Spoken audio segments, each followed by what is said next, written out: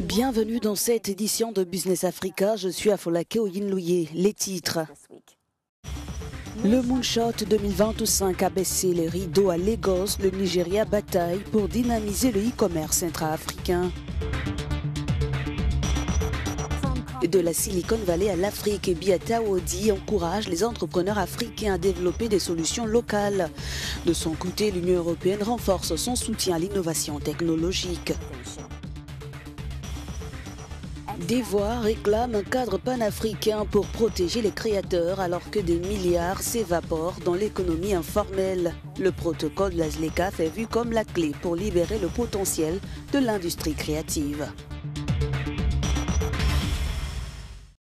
Les échanges commerciaux entre pays africains ne représentent que 5% du commerce numérique. Lors du Moonshot 2025 à Lagos, la ministre nigériane du Commerce et de l'Investissement a dévoilé une série de réformes pour permettre aux entreprises de s'étendre au-delà de leurs frontières. L'événement Moonshot 2025 à Lagos a mis en lumière l'avenir numérique de l'économie africaine. La ministre nigériane du Commerce, Dr Jumoke Adubole, a dévoilé des réformes ambitieuses, notamment la plateforme nationale unique et un nouveau portail de facilitation du commerce destiné à stimuler le commerce numérique intra-africain.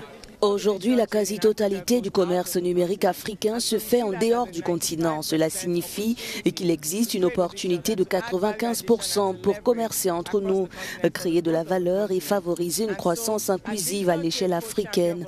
En tant que co-championne du commerce numérique pour la ZLECAf, le Nigeria s'engage à permettre aux entreprises africaines de se développer sur tout le continent. Elle a souligné les lacunes réglementaires et le manque d'informations commerciales comme principaux obstacles au commerce transfrontalier. Défi que le gouvernement s'emploie à relever grâce à des programmes de formation. Il est essentiel de former nos entreprises à naviguer dans ces systèmes, comment accéder à l'information, comment traiter avec les institutions, c'est ce que nous mettons en place. Pour faciliter la logistique, le gouvernement a également conclu un accord de fret aérien à tarif fixe avec Uganda Airlines, créant un corridor de fret aérien qui réduit les coûts d'exportation vers l'Ouganda, le Kenya, l'Afrique du Sud, jusqu'à 75%. Ensemble, ces mesures illustrent la forte coopération née de la conférence et ses résultats concrets pour l'économie numérique africaine. Et pour analyser les retombées de l'événement et les accords stratégiques signés, nous retrouvons Tomiwa Aladekomo, directeur de Big Cabal Media. Merci d'être avec nous. Quels signes encourageants avez-vous enregistrés au Moonshot 2025? Pourquoi êtes-vous optimiste quant à l'avenir de l'écosystème technologique africain? Je pense que l'intérêt des investisseurs extérieurs a été important, comme en témoignent les investisseurs venus à Moonshot depuis le Japon, les États-Unis, l'Europe et l'Afrique. Des investisseurs africains sont venus d'Égypte, d'Afrique du Sud, de Tunisie et de Tanzanie. Des fondateurs sont venus de tout le continent pour présenter des travaux très intéressants dans toute une série de secteurs. Une question que l'on m'a souvent posée était de savoir pourquoi tous les exposants, probablement 60 à 70% d'entre eux, étaient des fintech. Je pense que c'est là le bas blesse depuis quelques années. Mais en ce qui concerne les startups qui font des choses intéressantes, il y a des gens qui essaient de résoudre des problèmes dans le domaine de la technologie immobilière, de la santé, de l'éducation, de l'énergie, de la technologie propre et climatique. Je pense donc que ce qui est passionnant, c'est le nombre de domaines dans lesquels les gens expérimentent et créent des entreprises intéressantes.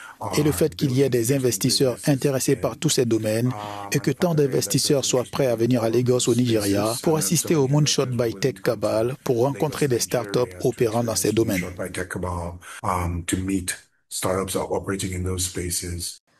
Comment comptez-vous faire pour que les discussions et les promesses du Moonshot se traduisent en résultats tangibles pour les startups? Les startups et les investisseurs se sont réunis. Et je veux dire que c'est ce que l'on veut vraiment obtenir d'une conférence comme celle-ci. C'est plus d'investissement dans les domaines qui intéressent les gens. C'est que les investisseurs adoptent une approche plus éclairée des défis qui se posent dans l'écosystème. L'éventail des différents régulateurs qui doivent s'engager avec les personnes qu'ils régulent pour prendre en compte le retour d'informations dans leur prise de décision.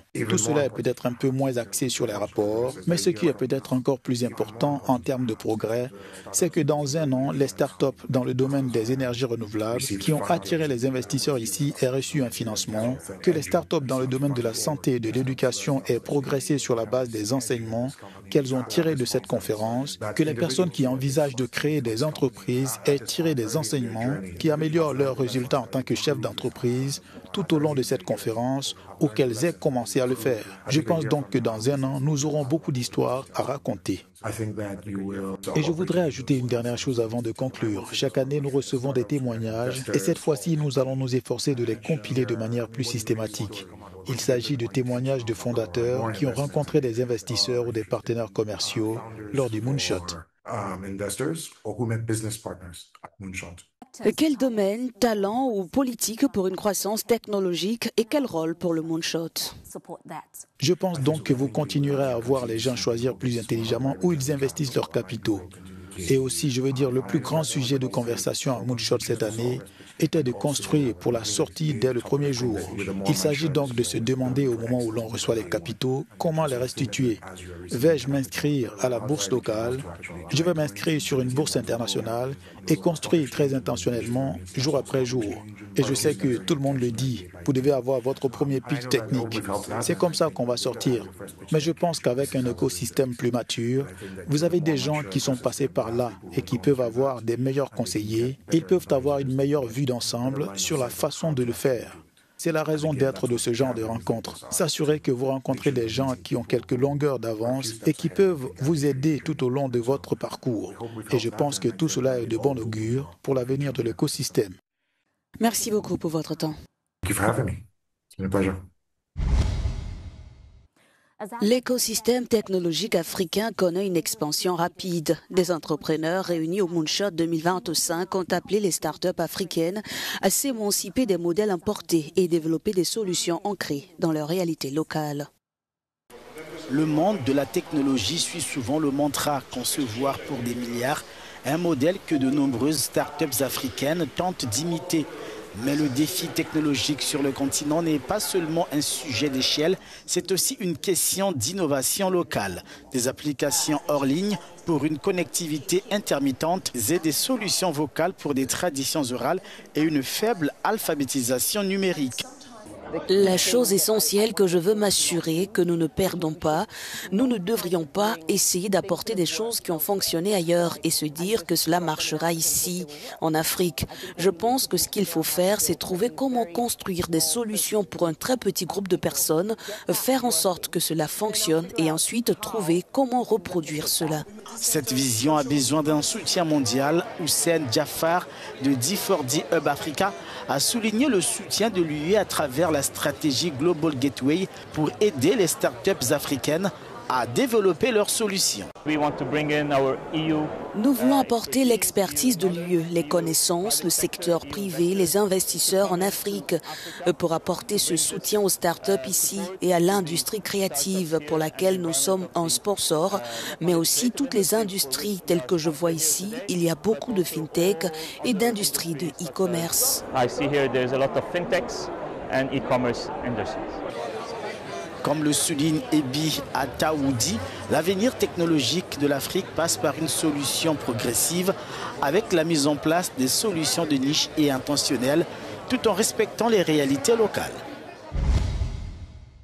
L'Afrobeat ou Nollywood font rayonner l'Afrique à l'échelle mondiale, mais en coulisses, des milliards de dollars échappent encore aux créateurs, faute de protection juridique efficace. Une réforme urgente de la propriété intellectuelle est appelée de tous les vœux pour garantir aux artistes une rémunération équitable. L'économie créative africaine est en plein essor. Elle devrait atteindre 17 milliards de dollars d'ici 2030, portée par des phénomènes mondiaux comme l'Afrobeat et Nollywood.